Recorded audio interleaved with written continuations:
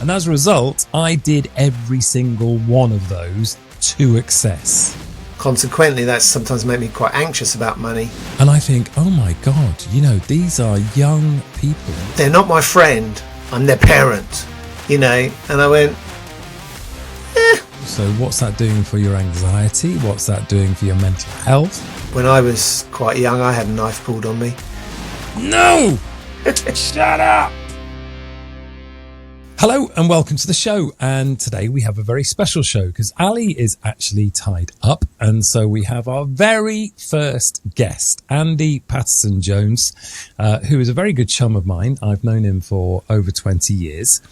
And we are both parents who have come late to the game. So we thought we'd have a little chat about what it's like to be a parent.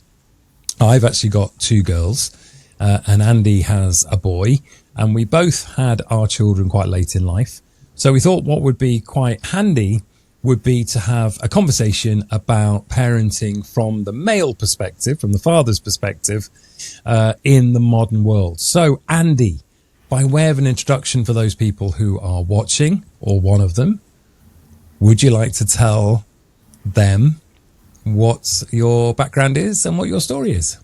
Yeah, sure. So I own my own business. I'm a filmmaker and designer. I have a 13-year-old son, Dylan, and I live in Bristol. Marvellous. Now, Dylan is dual heritage, and you are currently a single father, is that correct? Yeah, I was married to his mum 17 or so years ago, and we split up just after COVID, the lockdown period. Sure. So we live nearby. We work very closely together on his parenting. Yeah. So as it works out, he spends 4 days with me, 4 days with his mum. Fantastic. And in terms of where you are at as a parent right now, what would you say is the best thing about parenting Dylan as it stands? And also, what are the more challenging aspects? And then I can share, my ones as well from having two girls. Well, my father was not into sport. His father was headmaster of a school and was a sports master. And that skip of a generation, my brother and I are just mad keen on sport, and it's passed on to Dylan. So my dad had many strengths in other ways, but what's an absolute joy, and I think you've enjoyed this as well. We hook up with his mates and go and play football. I live very near to Bristol Rovers football ground, so we go and watch the game, go the gas, so known as, and challenges wise, I don't think I'm going to be alone on this one, but the propensity to be on the phone all the time, and with boys, with Dylan, it's gaming. He would spend 99% of his existence gaming if he could. So, we're coming out of winter, so there's more chance to do some more outside activity. And, both those things I'm not anti. It's just how do you put the boundaries in? Especially these days, devices was something that we didn't have when we were younger, and it's quite interesting that sort of comparison, that when we were their age, we couldn't wait to get out of bed and couldn't wait to get out of the house because there was nothing to do in the house. The TV generally was pretty rubbish. There was only 3 or 4 channels that we could watch. And inevitably, there would just be educational stuff on in the morning, except at the weekends where there might be a movie or, a TV show that you'd like to watch. So you're actually really keen to get out of bed and get out. But these days, kids and my kids are very happy to lie in bed and be on their phones. And I'm sure, as you said, we are not alone in that scenario. So what's your experience of that at the moment? Yeah, I've one golden rule that Dylan doesn't take his phone up to his bedroom. Great. So he puts it on charge in the sitting room. And it's just a bit of a golden rule. Whether that becomes more of a challenge in a while. That's a great first takeaway. that means that he has to come down in the morning in order to access his phone or his games console. Yeah. Is he allowed to then go back to bed with it, or must he stay down then once you've done that? In the weekday, he's 13, so he has to be dragged out of bed to go to school. So he wouldn't go back to bed then. Yeah. Doesn't tend to go back to bed once he's up, but he will start gaming. Right. Okay. Yeah, but at least he's actually out of bed, which is a the first big step. Because my kids, especially, I mean, obviously during the week. So just a little bit of an explanation. I've got an 18-year-old and I've got a 15-year-old, both girls. The 18-year-old is boarding at a sixth form college. So, during the week, obviously, she's getting herself up in that boarding house. My 15-year-old is living at home, and during the week obviously she has to get up obviously for school, so there is no many options for her to stay in or lie in. But obviously during the weekend we currently allow them to have their phones in their bedrooms. Now, we have discussed about an 8 o'clock curfew and all of us handing our phones in to force us to, number one, do something more interesting, i.e. play games. If we are going to watch TV together, do that, or do something a bit more creative together. And as you say, as the weather's changing, that does get a little bit easier. I do actually go after school. I take my daughter swimming pretty much most evenings at the moment. But then, you've got this the evening parts, because she finishes school around about 3:30 in the afternoon. By the time I've taken her swimming, we're coming home around about 5 o'clock, and then you've got that 5 till 10 o'clock period where they will be on their phones, or my daughter will be on her phone, and it's about encouraging her to either join in with as I say, doing something like a jigsaw or a game of some kind, or watching TV together. One thing we do have as a absolute golden rule is we always eat together. So there is no, they can take their food to the bedroom, or they go and eat their food in front of the TV while we have it in the kitchen. Most times we're sat at the dinner table, at the kitchen table, having dinner, unless there's some great movie or TV show that we're sharing together, in which case then we will all eat on our laps watching that TV program. We did try the handing the phones in, and I have to say it did actually work quite well. But like anything, you soon lapse because something comes up. Do you find that with with his phone use, but also with the gaming side of things? How difficult is it to manage their screen time? Well, I know other people will have other benchmarks, but, Dylan's an only child, and when I hear lots of laughter and, like tonight, he brought back 2 friends. They were going to go football and then they decided not to, but they gamed together. So for him, it's a big part of his friendship group, and I'm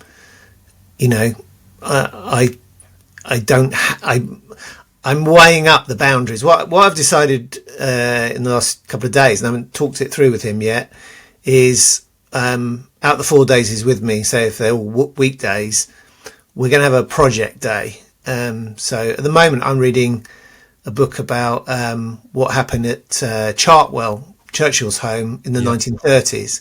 Fascinating book.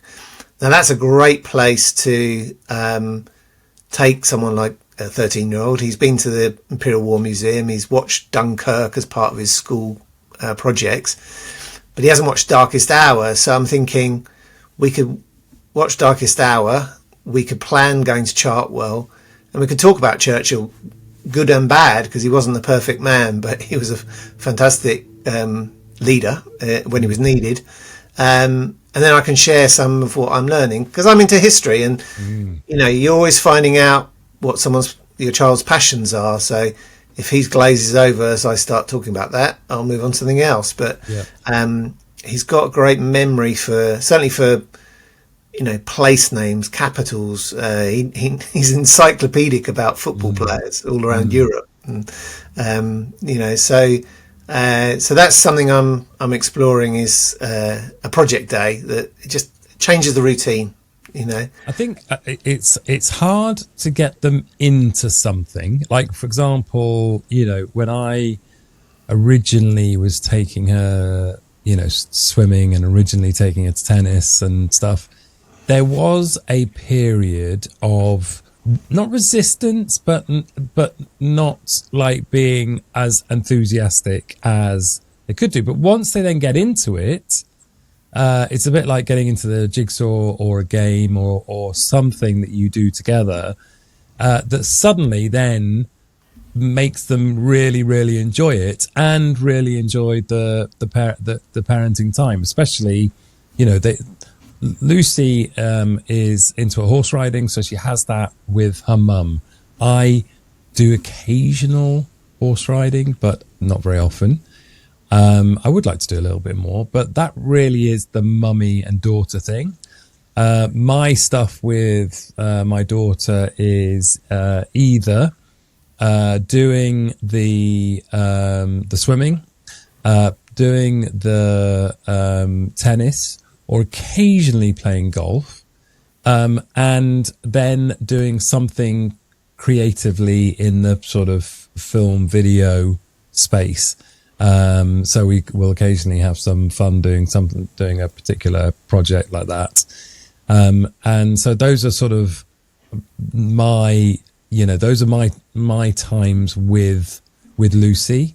With the older one, she is a bit older, so she loves the retail therapy, followed by a spot of lunch somewhere, just like a daddy and daughter thing. We might just go for coffee and a pastry, or go. She loves Wagamama's, so I'll take her to Wagamama's for a treat, and then we will have a good open conversation.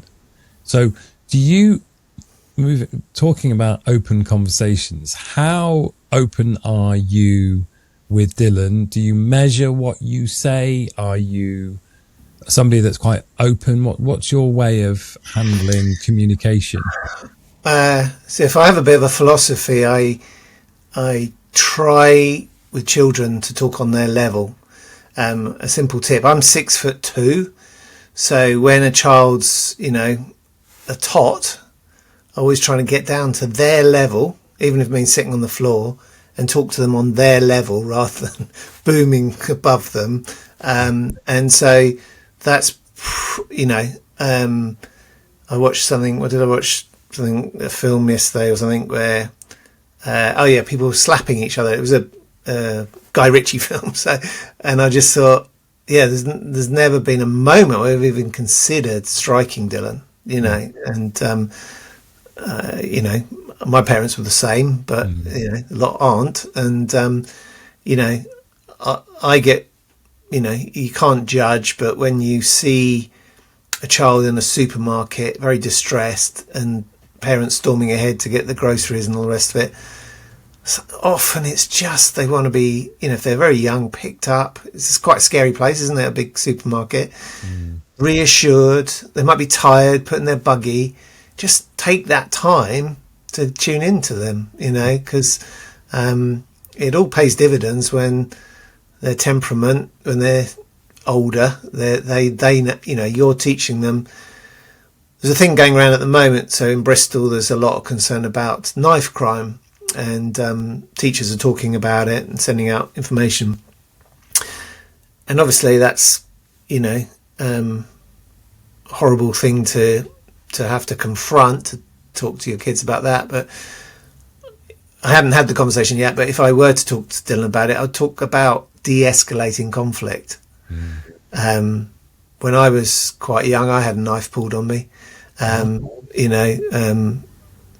by bored kids in the churchyard. I was walking through a churchyard, Wow. and they were just larking around. They're trying to frighten me, but that could have, if I'd reacted, That could have escalated. it could have gone. It was to try and it's just kids being silly, but learning how to de-escalate. That should be taught in school, shouldn't it? That really should be taught in school, because this is a big problem, isn't it? This sort of, not just knife crime, the sort of bullying, threats, that kind of stuff. I can't imagine. I really feel for kids like cyberbullying and whatever device, Snapchat, Instagram, this, that, because it'd be so easy, isn't it? You take against someone, or you have a secret on them or something, and you just gotta feel for, you gotta be empathetic. Maybe there's things, I was in my 40s when I became a dad, and that means, when I was his age, it was like 1980 or something. It's like a long time ago. So it will be a different world. There will be different things you encounter. I think what you were talking about, wanting to go outside because it was something to do, maybe we didn't have the stimulus that the kids have, that all our three kids are pretty savvy, aren't they? They're pretty bright, they're pretty white, they're connected to the world, whereas we, sometimes it's that classic thing, isn't it, that we all muse over, is like to be bored. Like kids of today don't seem to have a moment when they're bored. Well, I think that goes back to the phone side of things. That is that they've got instant access. We didn't have instant access to anything other than books. Yeah. If you wanted to go and have some kind of dopamine hit, you had to make quite a bit of an effort, because TV was your original dopamine hit. But if there was nothing on, there was no dopamine hit. You were like, this is really boring because it's some kind of open university or something else that was really boring, or news. So to go and get a dopamine hit, you then had to go out and explore, get on your bike, or go and play sport somewhere. But it required quite a bit of effort to go and get that dopamine hit.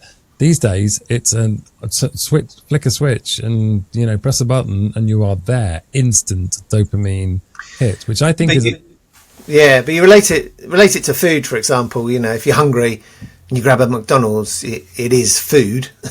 But, if you're with a brilliant cook like your wife and enjoy the stewing of food, beautiful food and enjoy that and so on, you get a different sensation of the whole enjoyment of food, don't you? And it'd be the same with I'm just thinking, I've meditated for 25 years now. I learned, just the turn of the millennium, and there's none of that, is there, with just always getting a hit, always getting nothing's happening for 5 seconds. I've got to pick my phone up. So one of the things I would hope for Dylan is that he gets to travel quite a lot and meet lots of different people when he's a bit older, maybe a gap year or something like that. And I know my nephew went to China. He studied some martial arts, and he just was with some Shaolin monks for a period of time.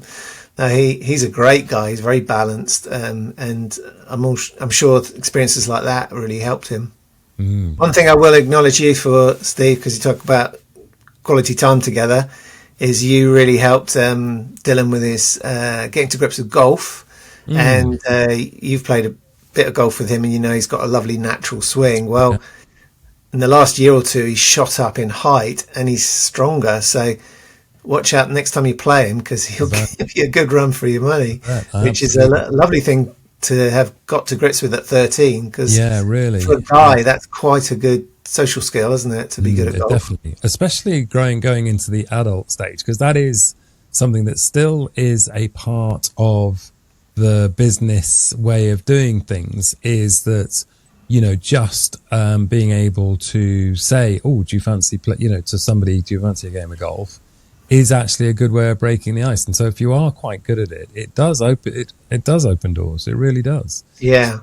I tend to find that the two things that I really focus on, well, no, there's three things actually that I really focus on with my kids. Number one is education. So can I impart my knowledge to them about the things that I've learned over the years?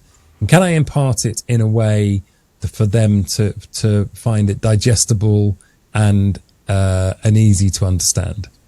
Which then leads on to my next part of that, which is, can I communicate as honestly as possible? And that is all of the good things and all of the challenging things. So when we come up against problems in, relationships, in friendships, and, in the home or financially or what have you, one of the things that my parents did was to never discuss it with, the conversations would go quiet as I entered the room.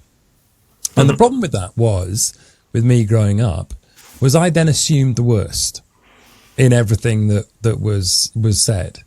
So with my kids, I made it an absolute must to communicate as well as I possibly could the challenge that I was facing, and also not to be afraid to show emotion when those things came up.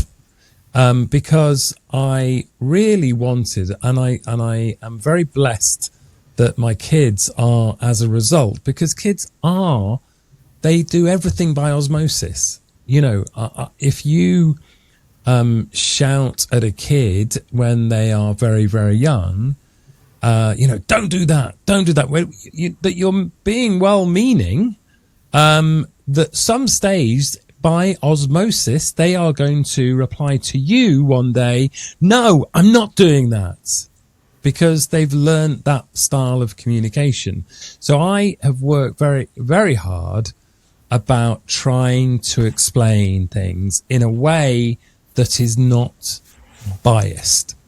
So an example of that is, with my two girls, I said from a very early age, because my parents said to me, you can't go out, you can't drink, you can't smoke, or even worse, don't drink, don't smoke, don't go out late, don't party, don't this, don't that, don't the other. And as a result, I did every single one of those to excess, right? Because it felt rebellious.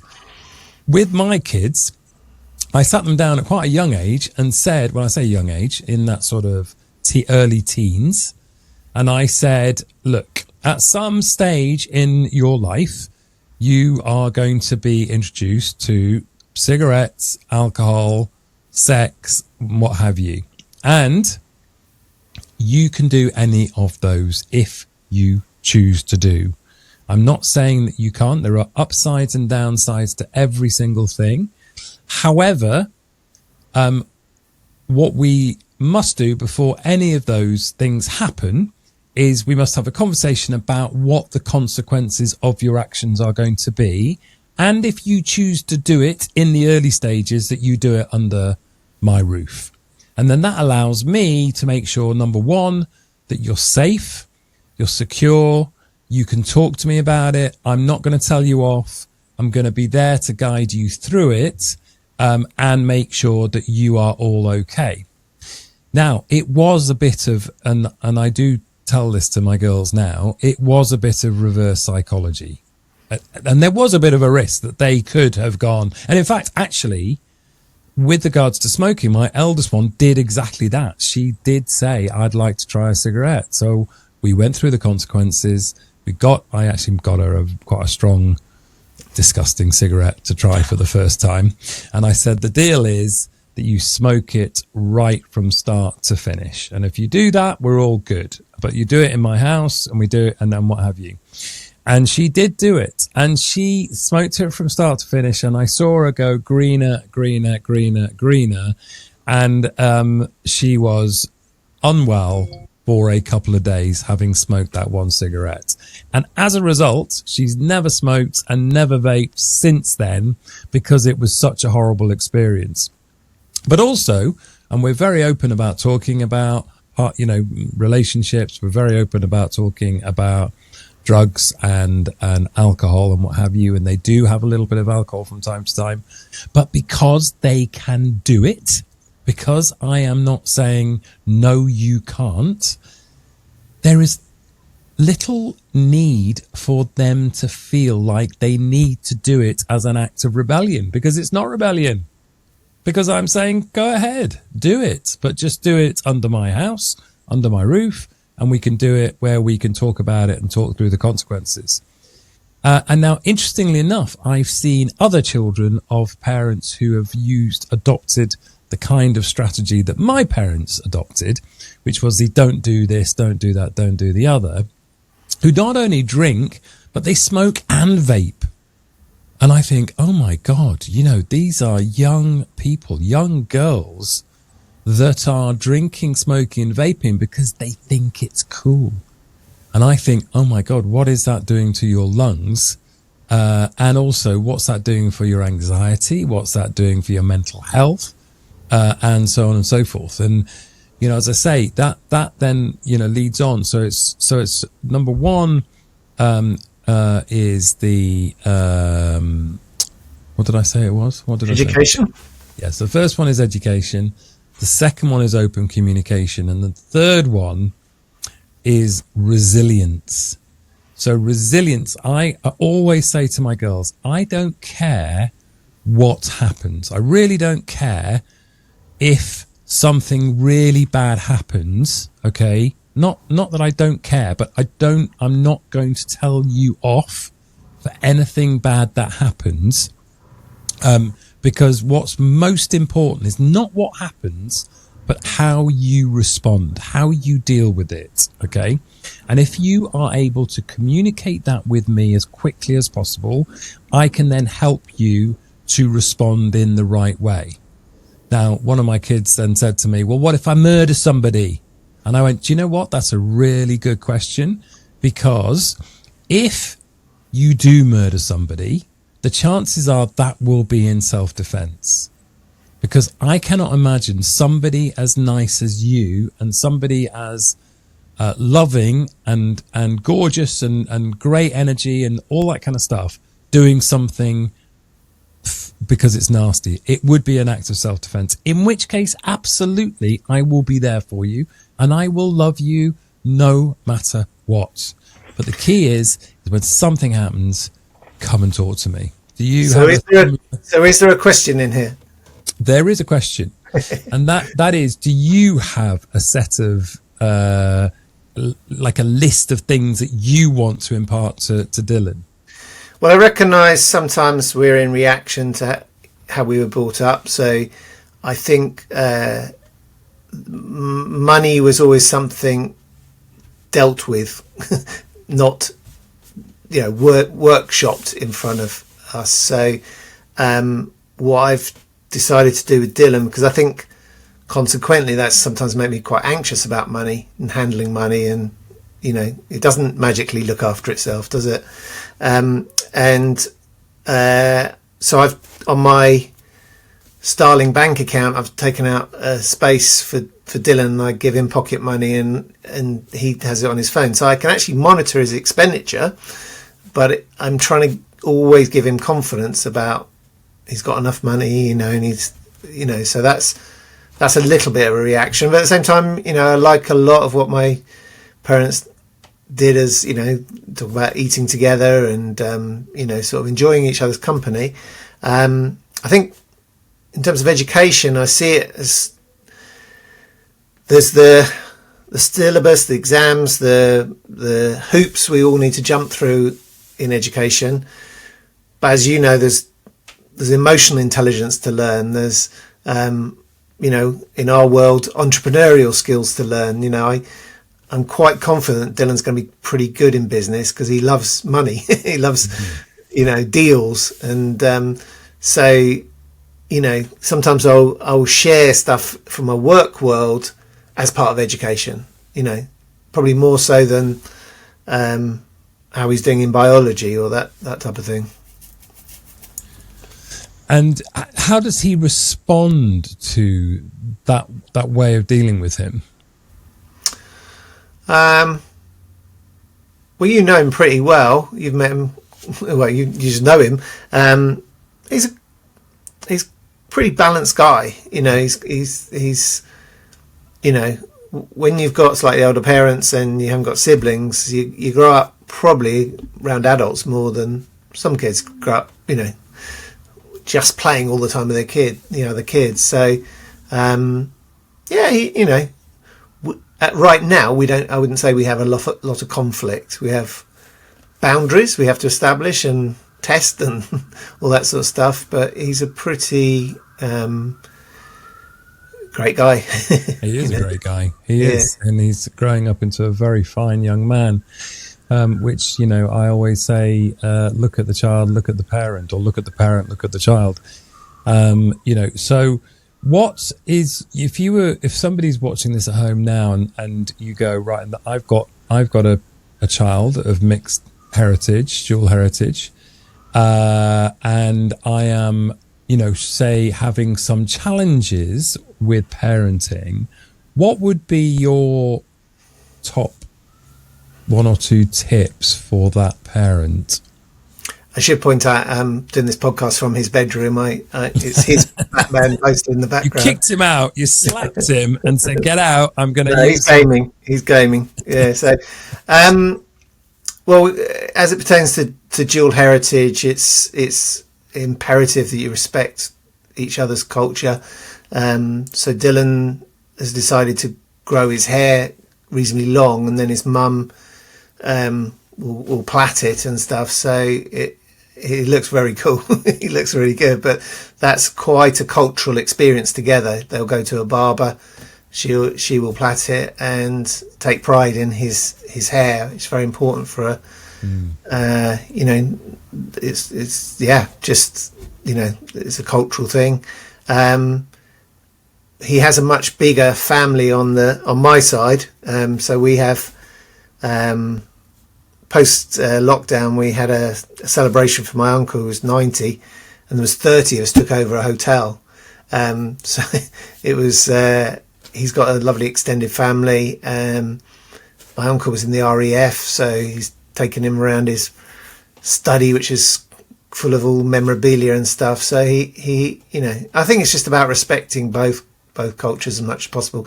There will be times where, you know, particularly as he gets older, when social consciousness comes into play. I mean, around the time of lockdown, there was Black Lives Matter, and you know, that there's a lot of understandable, you know, anxiety in society, and a young, you know, dual heritage boy will, you know, if he's a bit older than now, he will pick up on that and have opinions, and you know.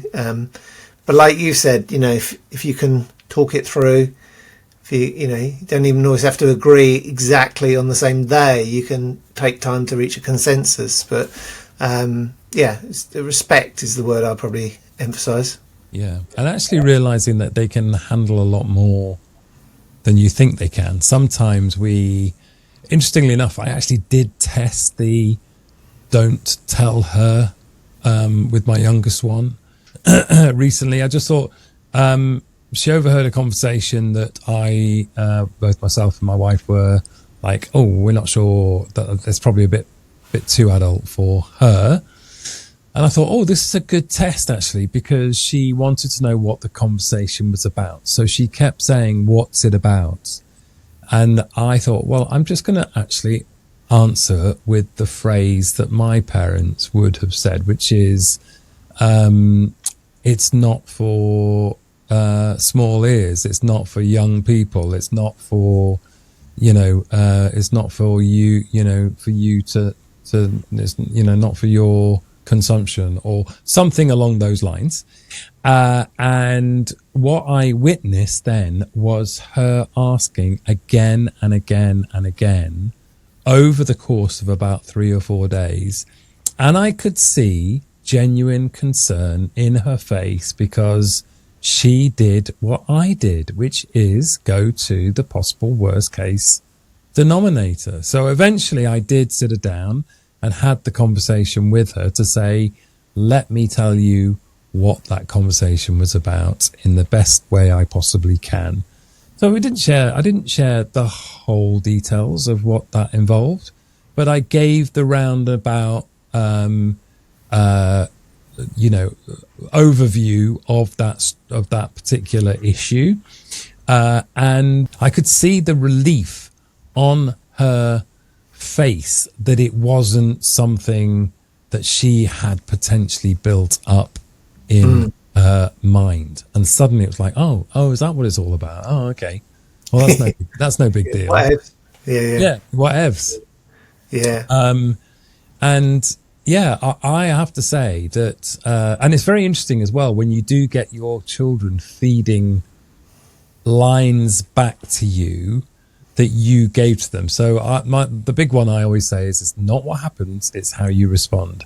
Yeah. And then I had my older daughter tell me a story that she went with a load of friends to a festival called Boardmasters. And she said in the mosh pit, the lads from these other schools that they did not know used every opportunity in that mosh pit to have a grope, whether it be up the skirt or round the front or what have you. And I was, obviously as a parent, quite shocked. And I was like, wow, what happened? And she goes, yeah, well, my friends were really, really upset. And I was like, why? Well, did it not happen to you? And she goes, no, it did happen to me. And I said, well, how come you're reacting differently to your friends? And she goes, Daddy, it's not what happens to you, it's how you respond. And I was like, below the table, I was like, yes. And that level of, maturity is just, or when you get that kind of feedback that something that you've worked on with them has filtered through, it's an awesome moment. Yeah. I recently was tidying up some books and stuff, and I got several Father's Day cards from when he was 4 to 7 or 8, and they're just beautiful messages. And part of me went, oh, he's not that person anymore. Do you know what I mean? It's like, you have to move on as well. That still might feel a lot of the same feelings, but they'll be expressed differently.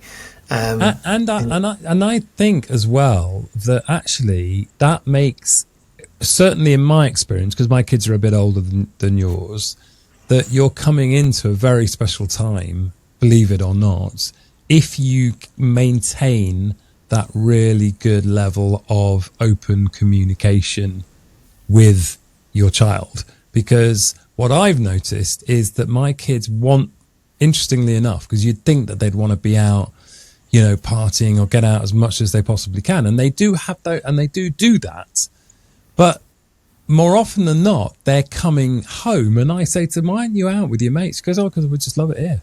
No, that's nice. Wow. Yeah, I would, one sort of tip, if it's useful to people, is I'm a morning person. So I process information in the night, but I don't like to make decisions last thing at night, So sometimes I might be handed a form, or something hasn't been filled in, or done this or done that. And I'll just say, okay, let me read it, and we'll sort it out in the morning. And it's just how you react to things is sometimes a bit more, oh, okay, we can deal with that in the morning, but at night it can be heightened, oh my God, I haven't done this, I haven't done that. Yeah, the reaction can be more in the moment, which I think can be more challenging when you do react like that, because obviously then the emotions are heightened. So I think that's a great tip. So in other words, what you're saying, if I'm right in what you're saying, is sleep on anything that comes up as an issue and review if it's not binary, if it's not, Dad, I want to go to this, they're in danger. Yeah. If it's like a simple thing, but if it's a bit nuanced and you kind of go, okay, yeah, let me look at that. Let me think about that. I'll give you an answer in the morning, or, Yeah. Yeah. Yeah. And I think they definitely, I find that my kids appreciate me being more thoughtful about the answer. So I will inevitably say, here is one side, here is the other side. What do you feel would have been the best thing to do in that circumstance? Have you got, now we've had time to review that situation, is there something you feel that it could have been handled better? And if so, what would that be? Do you have like similar conversations with Dylan? Yeah. I mean, I think we're talking about different eras, aren't we, earlier? Yeah. And you know, my dad worked in London. He worked on Fleet Street for the Times for many years. So he left on an average school day for most of my childhood before I was even up. And he got back, you know, I remember when I was very young, occasionally got back to read me a story. And, you know, obviously at the weekend, he wanted to catch up a bit with himself because he'd travelled, you know, 3 hours each day in the car at least. So I'd say there's a bit of distance between us, you know, just time wise, you know, whereas Dylan will, like tonight, came back at 4.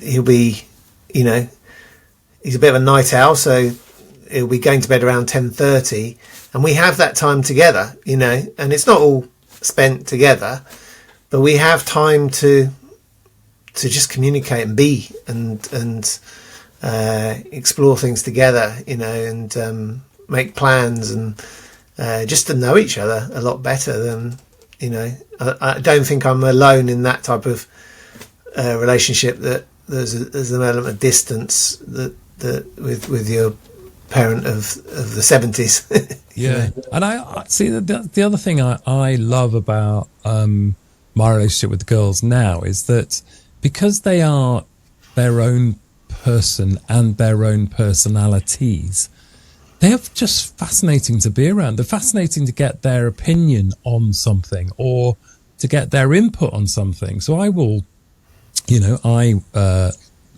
had lunch with my eldest daughter on Saturday, and I had an issue, and I just literally said, I've got an issue. I would love to get your opinion on it, because, you know, I think it's important to share the failures, the down. Don't put yourself up on it's very easy for them to put you up on a pedestal that you're perfect in every way, or for them to just naturally think that. And I actively go, this is where I've failed. This is where I've screwed up. This is where I've had big issues. This is where I continue to have big issues, so that they don't see me as, and also that it's okay for them to fail.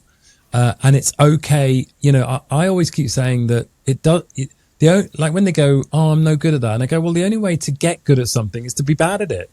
You know, be bad at it and just keep being bad at it. And eventually, over the period of time, that bad will turn into okay. And then okay will turn into quite good. And then eventually that will turn into you're really good. And a good example of that is their art. They are both incredible artists, and I am absolutely hopeless. But their mother is a fantastic artist, and they have just kept at that. And I said, there's a really good example where in the beginning you were rubbish, but you kept at it. And that is the same with anything. Do not be afraid to fail.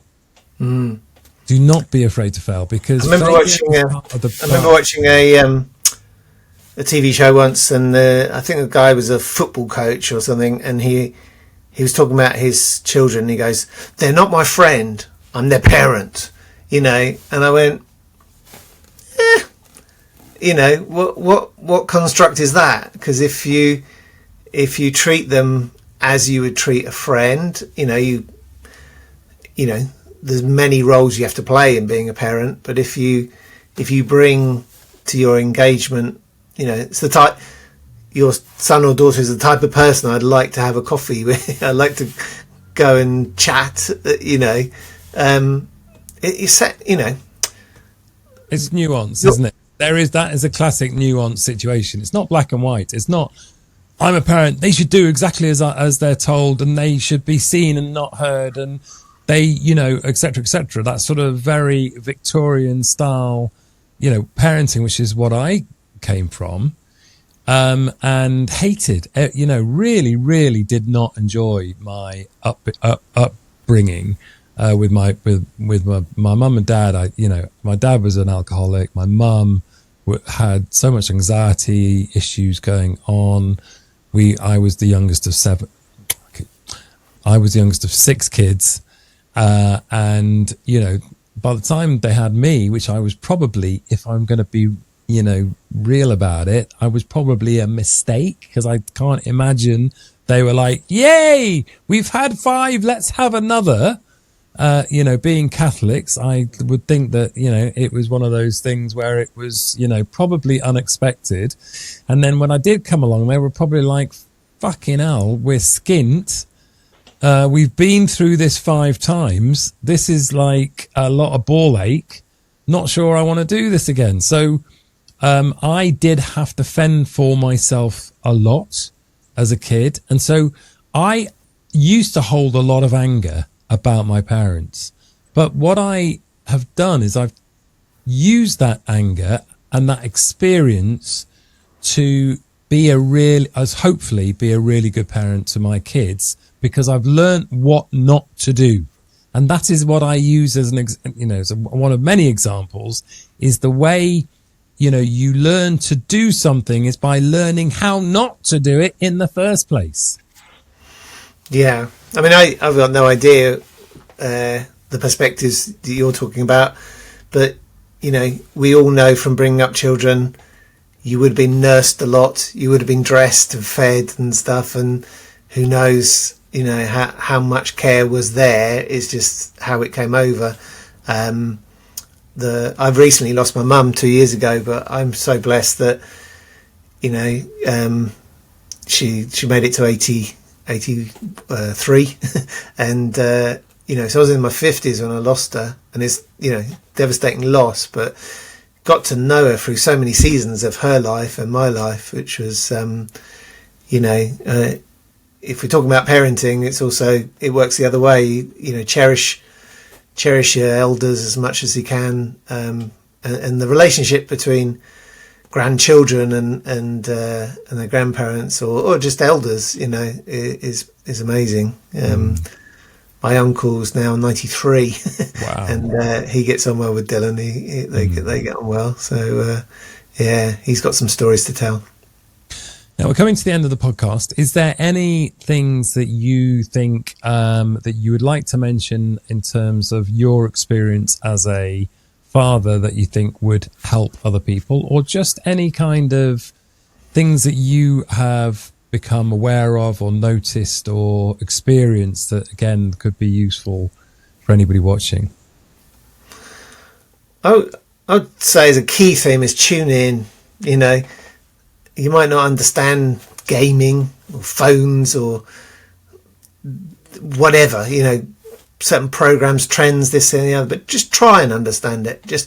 And don't lead with judgment, lead with open ears. And, you know, if your kid is doing something and they're got a beaming smile on their face and they're making friends and all that sort of, it's probably good for them in some shape or fashion. Yeah, absolutely. So, you know, just you're there to fend for them, protect them, to nurture them. And I think what we're trying to emphasize is also be a good friend to them, you know? Yeah, I think that's fantastic. And I echo that with the way that I communicate with them is how I would like them to communicate with me. Yeah. So I try and lead by example, by not jumping to the first, you know, angry response, by considering it sometimes, as you say, like just shutting up and, you know, just not saying anything. They can see the disappointment, and then allowing a bit of time to pass, whether it be a day or the next morning, where you can then express the disappointment or hurt that you felt because of the actions that they took, and asking that, is there another way that they could have handled that for the future, because that was quite hurtful, and therefore you're not getting into the shouty slanging match type response. And as a result, because kids learn by osmosis, generally, I mean, we still get, the occasional moment where there's a flare up. You can't avoid that. That's going to happen when tiredness is there, or frustration, or whatever. But what we do have is that ability to then sit down later in the day or the next morning and go, let's just talk that through and just see if there is something that, we can do to repair that situation, talk about it and get it out in the open. I think, I have been in the past guilty when I'm young. Like when you get angry with somebody, you then like, I'm ignoring you. I'm going to ignore you because of, I'm angry, and therefore you're going to know about it. It's like sort of a, I don't know, not childish, but it's sort of, well, it is childish, really. It's like, I'm going to pay you back by being mean in some way, shape or form. And I've learned that just does not work, because they will just end up being meaner back. You're teaching them to be immature if you are immature. You're teaching them to be angry if you are angry. You're teaching them to be anxious if you have anxiety issues. Everything that you do is being transmitted on an energetic level through osmosis. And therefore, if there's anything that you do not like about your personality, then you need to work on that to ensure that your child is not afflicted with the same issue. Because that is what I see time and time again, is kids copy their parents. But I think there's a flip to that kids bring spontaneity to your life. Kids bring play, brings innocence, that we can, as we go older, get more and more rigid in our everything, mindset and behaviours and stuff. And just sometimes with kids, you're present. It's like, should go and kick a football around the park. Don't have to be anywhere by a certain time. That's So I think the learning from one another is key to parenting. Yeah, it is. And that's the best. I have to say, the bit that I'm really excited about for you is that, you've got that to come now, that as they get older, they, the stages of them being cute and cuddly and young and gorgeous, fortunately, I still have a very hugging relationship with my kids. But it's changed, obviously, as a child, they, that ability to sort of scoop them up and smother them in your arms and give them a really lovely, gorgeous hug. It doesn't obviously happen that, because they're now strapping 5'8" and 5'10", young women, all young women. And so therefore that element changes. But what is fantastic is the ability to have really deep, interesting, and as you say, spontaneous experiences and conversations where you learn incredible amount. I just love hearing their perspective or ideas on stuff, that actually you think, I'm 58 and yet your 18-year-old daughter can come back with an idea or a thought or that makes you go, what a bloody great idea. I'm 58 and I didn't think of that as an answer. So that is brilliant. So giving them that acknowledgement as well, that when they do something right or when they give you some incredible bit of information or what have you, don't turn around and go, oh, you're such a big head, or oh, you're clever clogs, or what have you. Because again, that will then shut them up. I will then go, oh my God, that was amazing. And actually, I've learned an awful lot from that. Yeah. No, I think a part of our job is to instill confidence one way or another. Yeah, absolutely. Andy, it's been an absolute pleasure. Thank you for joining us on Are this you show. going to untie Ali now? No! Shut up! It's my show! Yeah. No, it's been good to talk. And thank you for joining us. If you have enjoyed this conversation, please do like, share, and subscribe. And also keep your eyes out for the Miracle Mind retreats. We have got those coming up. And if there are any topics that you would like us to talk about, then please do put your name in the comments box. And if you do put your ideas and your names in the comments box, we will read out your name on a future video. So just get your name in the comments box, subscribe. We'll give you a shout out on a future video. Thank you so much for joining us. We'll look forward to speaking to you on the next one. Andy, thank you to you for joining us, and we'll see you again.